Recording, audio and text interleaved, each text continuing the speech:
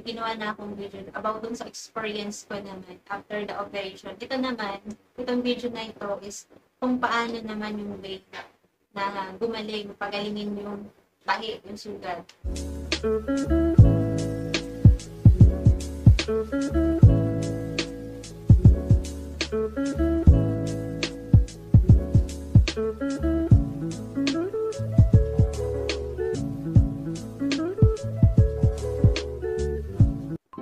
Hey guys, welcome back sa aking YouTube channel. And kung bago ka pa lang dito sa channel ko, ay mag-subscribe ka na and click mo na yung aking bell icon dyan sa baba.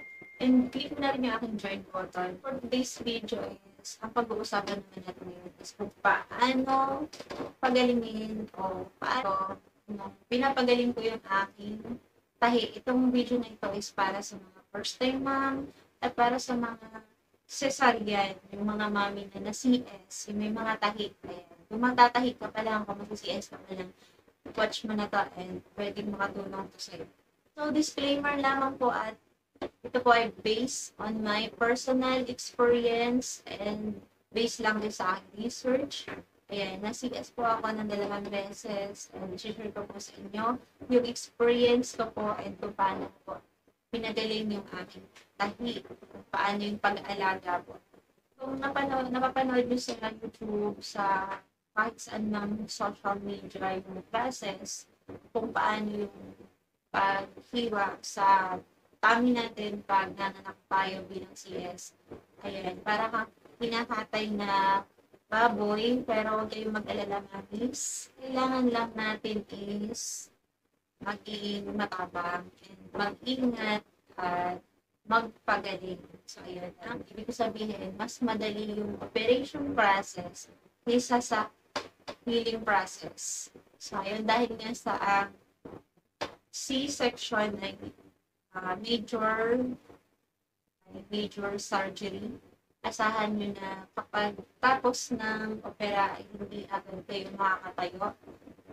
Bali, 12 to 24 hours kayong nakapahinga sa kama and hindi pa kayo pwedeng tayo-tayo kasi kaka-opera lang.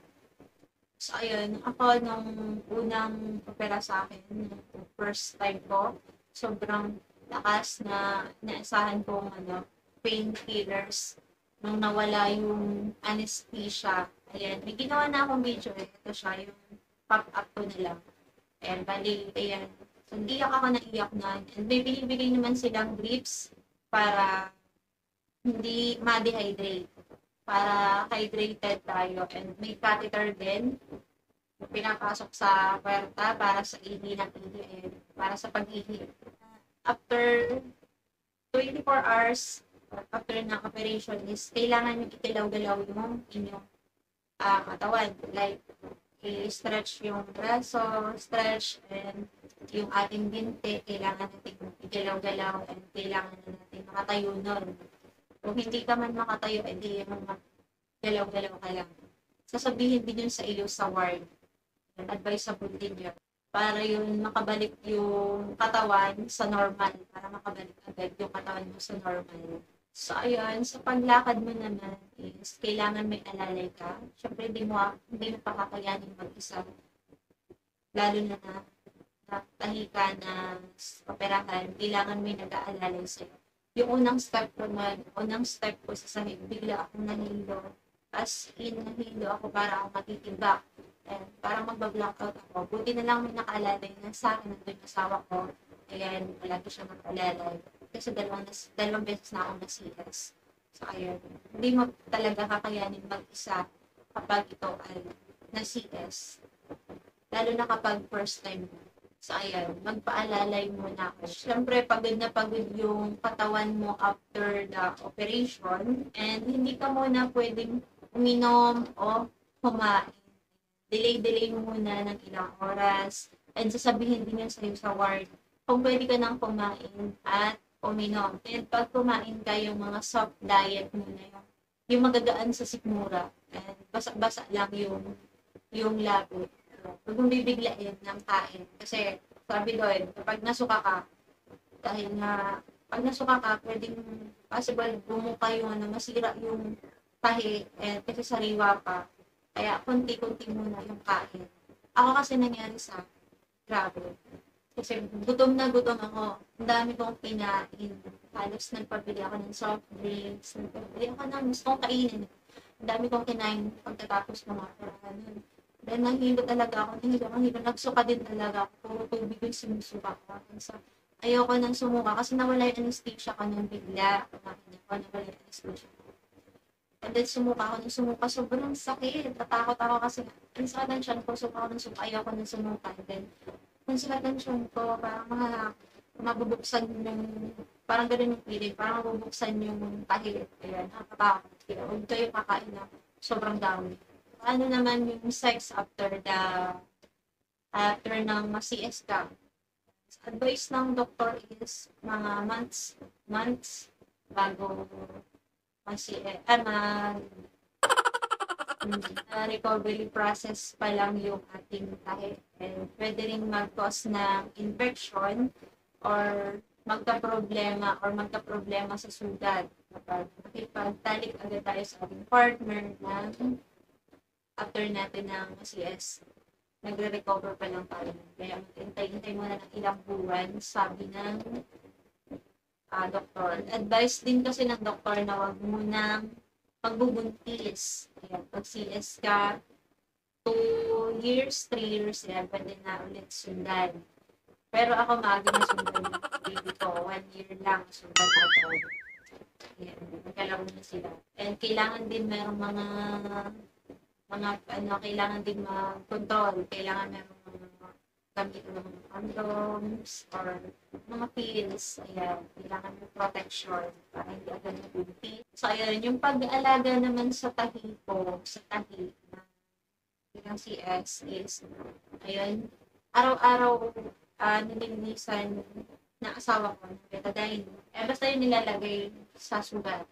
Betadine, nilalagyan, pinakailan ng bulak. After nung pagkatapos ko lumabas sa hospital kasi 1 week, 2 weeks ko yata binasa yung sugat ko. Kasi sasabihin sa'yo yung sa ward na huwag mo munang babasain paglabas ng hospital na. Huwag mo munang babasain yung sugat mo. Hanggang hindi pa natatanggal yung kasi yung sa akin, yung tahi ko is stapler. Hindi siya yung sinulid. Ayan. Stapler yung hanggang tinatatanggal yun, hindi ko pa daw pwedeng basain kasi baka magnana. Ayan. So, sinamag ko naman.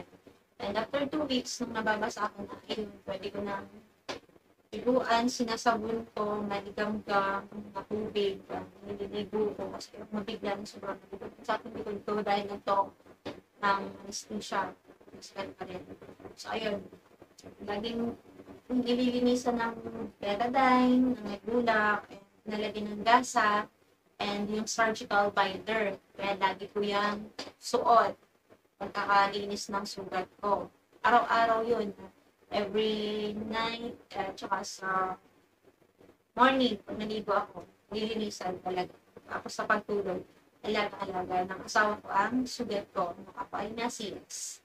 So, ayun. Yung surgical binder, ayan, yung surgical binder is kailangan natin siyang isuot para iwasan yung pagbuka ng sugat, yung tahi natin. Kasi may tendency na kapag tumubo ka is pwede pang bumuka yung tahi mo. Kaya lagi ko yung sinusuot yung surgical binder na yun. And nakakatulong din yun para hindi laylay yung tiyan natin. Yung, para hindi siya sobrang malaki. Yan. Mas maganda kung meron ng surgical binder. Siguro after 1 month ko tinanggal yung binder ko. Sobrang panas din pero tinanggal ko na siya after 1 month. Depende sa inyo, basta huwag mo muna siya tatanggalin ng ilang linggo. Ang galaw-galaw, alalay lang, huwag ka masyadong sinayaw-sayaw kung ikaw ay nagre-recover pa lang, lalo na yung sugat. Bawal kang magbuhat ng mabigat, kasi nakabumuka, nakakatakot. Sariwa pa yan sa loob. Sa labas, pwedeng hilom na, pero sa loob ay sariwa pa. So, ayun, until now nga, ilang taon na rin na nakakalipas. Medyo may kirok-kirok pa din ako patingin sa aking kahit saan mo muna yung mga dating activity na ginagawa mo na ito hindi pa buntis at ang ito ay buntis. Iwasan mo yan lahat ito ay na operahan. Pag napagaling ka na, gagaling ka din. And saka, sayaw-sayaw. Saka mo gawin yung mga activity na pwede ka na mag-work out. Para fit ka na ulit. Ayun. So, ayun naman. Sana nakatulong ko dito sa inyo. And huwag kalimutang pinutin ang aking subscribe button dyan sa baba. Comment down below and click my tiny bell button for more upcoming videos. Again, thanks for watching.